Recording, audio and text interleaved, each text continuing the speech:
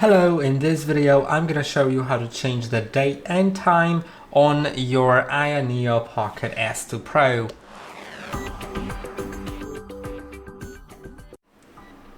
To change the date and time, you need to go to the settings, then go to system almost at the very bottom, find date and time, and you can set it automatically. And enable the time zone to be set automatically.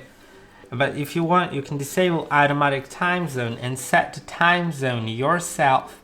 So I'll select like a different region, let's say China, and I have two different time zones to choose from in China. So let's select the Shanghai, and you can see now my date is adjusted to that.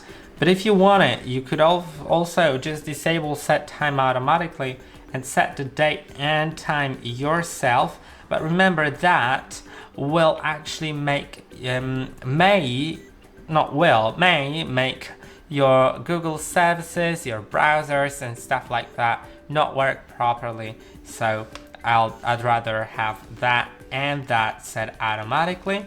But of course it's up to you. You can also set time format to be local default, which in my case it's not local default, but never mind. Yeah, you can enable a 24-hour format manually or disable it, or do the local default, which I think should set it to 24-hour format. Never mind.